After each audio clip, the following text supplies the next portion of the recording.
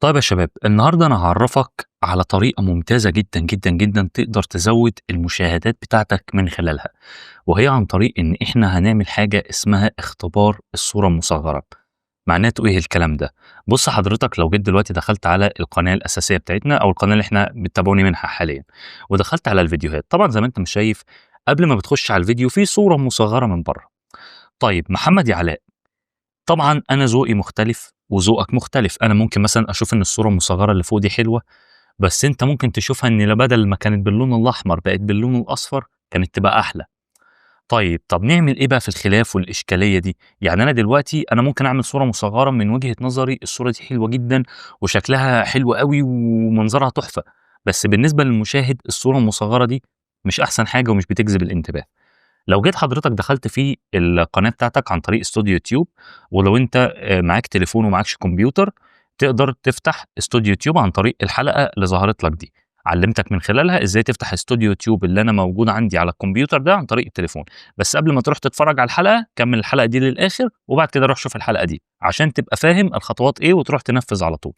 لو جيت حضرتك دخلت في كلمة المحتوى ومن كلمة المحتوى دخلت على أي فيديو يقابلك، أي فيديو من الفيديوهات وليكن مثلًا الفيديو ده، طيب ونزلت تحت شويتين هتلاقي في 3 نقط كده عند الصورة المصغرة وهتلاقي كلمة اسمها اختبار ومقارنة، لو جيت دوست عليها هتلاقي إن يوتيوب موفّر لي إن ممكن أقدر إني أنا أعمل صورتين مصغرتين مع الصورة الأولانية. إيه الكلام ده؟ ركّز معايا، لو أنا جيت دوست كده أهو، أقدر أحُط صورة مصغّرة تمام، أقدر أحُط صورة مصغّرة تانية وتالتة ورابعة، يعني أنا دلوقتي الصورة اللي أنا وريتها لك دي، لو أنا حطيت جنبها الصورة المصغّرة دي تمام، نصبر شوية تمام، وبعدها رجعت قُمت جِبت صورة مصغّرة كمان زي ما أنت ما شايف، كده قدّام حضرتك في حاجة واضحة وباينة لك وضوح الشمس، إيه هي؟ إن يبقى أنا بس هاغيّر دي بس عشان أشرح بس بطريقة منظمة أكتر بس هات أيوه هي دي. دلوقتي الصورة المصغّرة اللي هي دي، في منها 3 أشكال، في منها الشكل ده، وفي منها الشكل ده، وفي منها الشكل ده. أنا بالنسبة لي أنا باقول لليوتيوب ودّي الفيديو ده بأكتر من شكل، يعني إيه؟ يعني أنت يا يوتيوب دلوقتي لو هتبعت الفيديو ده ل300 شخص، ابعت مرّة 100 لهنا ومرّة 100 لهنا، ومرّة 100 لهنا، وشوف أنهي أكتر صورة مصغّرة فيهم هتجيب تفاعل رهيب. يعني من الآخر أنا كإني باقول لليوتيوب يا يوتيوب أنت من وجهة نظرك شوف أنهي صورة فيهم الناس هتدوس عليها وهتخش على الفيديو. طيب ده هيزوّد مشاهداتك؟ طبعًا ده هيزوّد مشاهداتك، هاقول لك ليه. طبعًا بعد ما تخلّص تدوس تَم، وبعد ما تدوس تَم يا دوبك تقوم قايل له بس اعمل حفظ، بس كده، بس كده. دلوقتي المقارنة اشتغلت، ودلوقتي أي واحد هييجي يشوف الفيديو ده، هيشوفه مرّة بالصورة الأولانية اللي هي كانت ظاهرة دلوقتي، ومرّة بالصورة التانية اللي أنا ضفتها، ومرّة بالصورة التالتة. وهارجع واقول لك الموضوع ده perfect هيزوّد مشاهداتك لا محالة. ولو جيت دخلت على المحتوى هتلاقي إن الصورة المصغّرة بتاعة الفيديو بتاعك بقت 3 أشكال، تمام.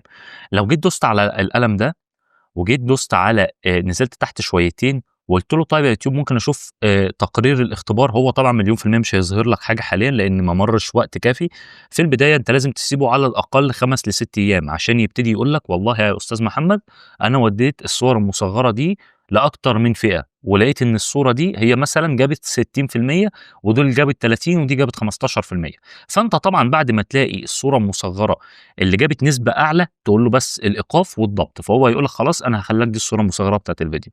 مين اللي بيعمل كده؟ اللي بيعمل كده أكبر اليوتيوبرز في العالم زي مستر بيست. مستر بيست مثلًا في أي فيديو بينزّله تلاقي إن الصورة المصغّرة بتاعة الفيديو بتاعته بتتغيّر أكتر من مرّة في نفس اليوم. ليه؟ لإن برضه هو الراجل فاهم يوتيوب وعارف الشغل بيمشي إزاي.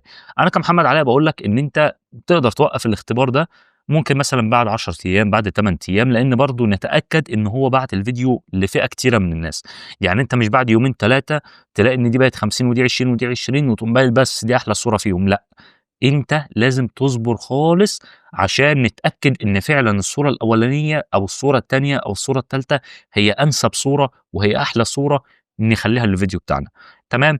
فدي من الآخر يا جماعة ميزة مهمة، ولو أنت مش بتعملها في قناتك أنت خسران كتير أوي، أوي، أوي. وبس يا شباب أتمنى أكون فدتكم حتى ولو بمعلومة صغيرة، فما تنساش تعمل subscribe ولايك، صلّي على النبي، سلام عليكم.